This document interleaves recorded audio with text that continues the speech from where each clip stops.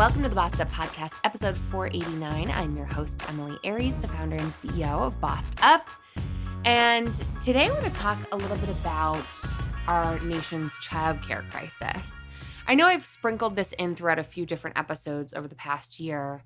Notably, last December, a Christmas Day episode in 2023 called The Economic Imperative of Affordable Childcare with Nicole Reel, all about some of the actions that private sector businesses are taking to solve for this crisis, especially here in Colorado. And I also mentioned childcare costs being a huge consideration for my maternity leave and how I'm approaching preparing for baby number 2. But today I really want to dig into reframing this issue as something that just impacts women and families into what is actually a huge workforce crisis, which is impacting negatively private businesses and all kinds of employers who are looking to retain and develop talent. So first of all, does everyone really understand what parents are actually paying for childcare these days? Because I know parents certainly feel it, but I don't even know if there's widespread awareness of how outrageous the cost of childcare is. I think the person who sums it up best is comedian Stephen Haas, who has this little bit of stand-up that's gone viral on TikTok and elsewhere. And he makes a really good point. Take a listen. I can't afford kids. Do you guys know about the price of daycare? Do you guys know what's going on, how expensive this is? I think, to put it into perspective, if I had never heard of the storming the Capitol and you showed me that footage, I'd be like, oh, this is about the daycare thing, right? These are the parents about the daycare thing. It's so expensive. It's actually cheaper to just buy your child his own apartment and take him there every day. He's not wrong. It is actually cheaper to buy an apartment and rent an apartment than it is for daycare on a monthly basis in a lot of these places, a lot of cities in particular. The Economic Policy Institute ranked the top 10 states and districts with the highest childcare expenses for preschool, infant care, and daycare. And these are averages. So keep in mind, 50% of people are paying more than this. So these are averages. My former city, Washington, D.C., ranks number 1, coming in at $24,243 a year. Again, this is for one child in full-time childcare.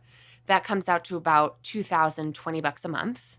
Massachusetts is not far behind at $20,913 a year, or $1,743 a month. California, $16,945 a year, or $1,412 a month.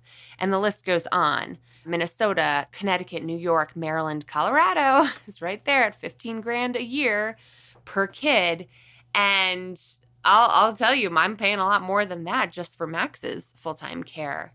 And frankly, yeah, could you afford an apartment? you can get a 1-bedroom or a studio at least in a lot of these places for those prices, truly. My son Max is in full-time ECE, or early childhood education, which has been wonderful for him, and he's really thrived in. We pay about $1,700 a month for him. And then we're looking at another $2,000, $2,500 maybe, a month for full-time care for our infant in the year ahead, which, if you add that all up, that's over $4,000 a month in childcare expenses alone, or just under $50,000 a year. And I share this not to grotesquely brag at how disgustingly expensive that is, but I share that because we are not exceptional. This is the norm for families like ours in Denver with 2 kids in full-time care. And as Neil Labja Duculo wrote in a recent article for the Illuminap, all about childcare costs broken down state by state, quote, "Childcare costs in the United States are not affordable for families anymore. Most U.S. families who make the median income cannot send their infant or toddler to daycare. It's not because they don't want to. It's because the childcare costs by state have risen so substantially. And so if you're making $50,000 a year, you got 2 kids under 5, it's in one hand out the other to keep working. And I totally respect people's choice to go home and stay home and exit the paid workforce, whether you're a man or a woman, to provide full-time care to your own children, if that's for you. To be clear, that is one of the most stressful jobs out there. It is definitely more stressful than a lot of paid workforce positions. And some would argue that it's an extremely isolating experience for stay-at-home parents as well. It's certainly not for me, but I respect people who want to make that choice, so long as it's a free choice. And my big beef with this situation is that economically, it's not really a free choice. Parents are not making that choice because they want to stay home necessarily. It's because there's no affordable alternative. Of parents surveyed in the 2022 cost of care survey, 72% say that center-based care for their infant costs 10% of their family's income. 72%. 51% of respondents spend more than 20% of their income. So the Department of Health and Human Services considers affordability when it comes to daycare, considers it affordable when you are spending no more than 7% of your household income. So that's like less than 20 or just over 25% of people with kids in daycare are experiencing an affordable option. Since 1990, and I referenced this chart in my maternity leave podcast back in the summer, and I'll definitely include it in this blog post as well, because you have to look at this chart to believe it. Just so we're putting this in perspective, this is not how it always has been, right? Since 1990, the cost of daycare has risen 214%, faster than any other household expenses, faster than the cost of housing that we agree is astronomically growing, faster than the cost of groceries, which is also impacting families' bottom lines. The line that demonstrates how fast childcare expenses has grown is so much steeper than housing and groceries and all of the consumer price index. So there was this article in the New York Times I was reading last night. Now, to be clear, I am 37 weeks pregnant right now. I'm recording this back in September, right before baby number 2 hopefully arrives any day now. And I was up from 2 to 4 last night, just awake and reading the New York Times on my phone. There was this op-ed that is just so offensive to me. It's an opinion piece by Jessica Gross called "Parenting Has Always Been Hard." And honest to God, she never even really touches upon the cost of childcare. The entire piece is talking about how the 1950s were hard too. And I'm like, yeah, we agree with that, but it's not the same kind of hard. Like, the experience of parents today is not similar to the experience of parents 20 years ago, or certainly not 50 years ago. Were there different stressors and constraints, particularly on women and particularly on women's economic freedom? Sure. Women are definitely earning more than they were before. But the cost of childcare to me is just such a glaring, exceptional stressor that explains why American parents are not okay, as I podcasted about recently. So the cost of daycare, especially for children under 5, has the potential to really disrupt family finances, family well-being, and careers, disproportionately impacting women's careers in particular. So what is the impact on the paid workforce of all of these macro trends is that parents and women in particular, mothers in particular, are being forced to drop out. According to an interesting article in Forbes, 2 million parents every year were left with little choice but to reduce their role in the labor force even before the COVID-19 pandemic. And those challenges are exacerbated for Black and multiracial parents who experience job disruptions related to childcare problems at nearly double the rate of white parents. So childcare instability, a lack of access, like the wait lists in Denver are a year long, like a lack of affordability, childcare in and of itself as just a huge stressor is responsible for workplace disruptions, career disruptions, job disruptions for all kinds of parents, but disproportionately so for parents of color. And according to the U.S. Bureau of Labor Statistics, as many as 100,000 Americans have been forced to stay home from work each month because of childcare problems. That economic toll amounts to $122 billion each year in lost earnings, productivity, and revenue. So this is impacting our workforce in a very big way. And when you think about labor shortages that are still impacting certain industries, or just disruptions in terms of employee engagement and employee productivity, this is a big underlying systemic stressor. So, what are employers doing about this? What can employers be doing about this? One is providing affordable, accessible, on-site childcare for their employees. This is the argument that Epic, executives partnering to invest in children, is making here in Denver. That's Nicole Reel's organization, who I interviewed back on episode 434, which is definitely worth a listen. And here's a great example that was profiled in this Forbes article as well. UPS.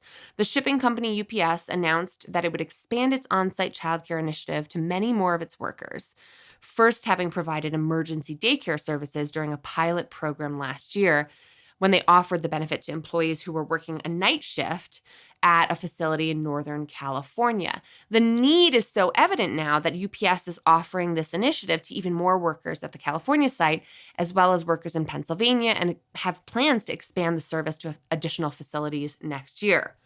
During their pilot program of the new daycare service offered by UPS, 80% of eligible frontline workers took advantage of the benefit, which goes to show you how needed it is. And as a result, the company avoided more than 120 unplanned absences and saw a remarkable drop in employee turnover from 31% to 4%. So when we talk about making the case for investing in affordable, accessible childcare, there is a very strong business case here when it comes to reducing the cost of attrition for your workplace. I want to see a lot more businesses take the lead on this, and I want to see a lot more state governments, and the federal government, maybe one day, someday, please and thank you, invest in incentivizing these programs. Colorado, as Nicole talks about in our episode 434, Colorado as a state is offering financial incentives for private employers to establish on-site childcare centers so that the state is basically helping infuse some finances into that endeavor, and then also creating, market incentives for that to happen, but letting the private sector run the process. Similarly, another benefit that companies can provide, and are increasingly doing so when it comes to attracting and retaining top talent, is providing a benefit to their employees in the form of childcare stipends. This is simply money that they give as part of their benefits package to parents of all kinds to help cover the cost of childcare. So that can be really helpful as well, but it's not very useful if you're living in a childcare desert, which so many people are. I'd like to see more systemic solutions on this. I'm optimistic and hopeful that we can talk more about national funding for childcare. We know the government invests billions of dollars in all kinds of emerging sectors like clean energy and in the semiconductor industry. We saw the Chips and Science Act get passed by the Biden administration, infusing a ton of money into becoming a semiconductor nation, a chip building nation for the sake of our financial security, but also for our national security initiatives. So we're less reliant on Taiwan if in case things go down with China in the form of like a World War III, which you can learn a lot more about in an episode that I did over a year ago now called The Jobs of America's Next Silicon Valley, episode 424, all about the Chips and Science Act. So look, this is a thing the government does. It's common for the U.S. government to financially invest in emerging sectors to create millions of new quality jobs along the way. Why not the childcare sector? The childcare sector is a part of our private economy. It's a business sector. It has wacky incentives right now in that parents are paying through the nose, if we're lucky at all to have access to childcare, but because the ratios of providers to 2-year-olds is so high and the labor costs are so high, the result is that people aren't on the childcare business side of things. They're not really raking in the cash either. Even though parents are paying through the nose, childcare workers are not making good money. They're not making living wages. That's why their rates of turnover and attrition are horrible too. So that screams to me that this is a private sector that is fundamentally broken and would deeply benefit from financial investment from the public sector. So that's my rant of the day. I'm not trying to paint a bleak picture because I think having kids is awesome. I'm really enjoying being a mom, and I wish it was more affordable. I wish it felt like you didn't have to be independently wealthy to have children in America these days. But that's how it feels. It feels like a privilege, and it feels like an economically risky move for people to take, to have children, to procreate, to continue the human species. And so is it any wonder that we have a plummeting birth rate, not only in America, but globally right now? I wish that the joys of parenting weren't tarnished by the financial cliff that comes with parenting that makes the rest of life feel so impossible. And when I say the financial cliff of parenting, I'm really talking about childcare. Nothing else about raising kids is nearly as stressful as the cost of childcare. And I think people really need to understand that and know that.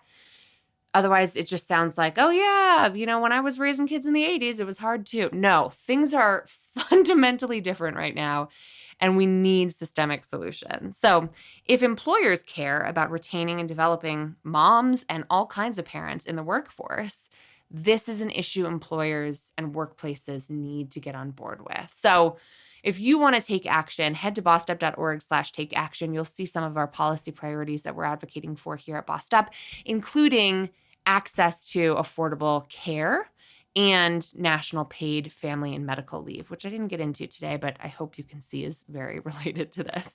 Thank you for listening. Share this episode with the people in your life who might not know what's going on with parents these days, especially with parents of young children under 5, where you're kind of in this chasm before you have access to public school or public preschool options if you're lucky. Because I just want to raise awareness of how much of a workforce development issue the cost of childcare is. Thank you, as always, for listening, sharing, rating, and reviewing. And tell me how this lands with you. If you're navigating this too, share what your experience has been like when it comes to navigating career and childcare. As always, let's keep the conversation going in the Bossed Up Courage community on Facebook or in the Bossed Up LinkedIn group. And until next time, let's keep bossin' in pursuit of our purpose. And together, let's lift as we climb.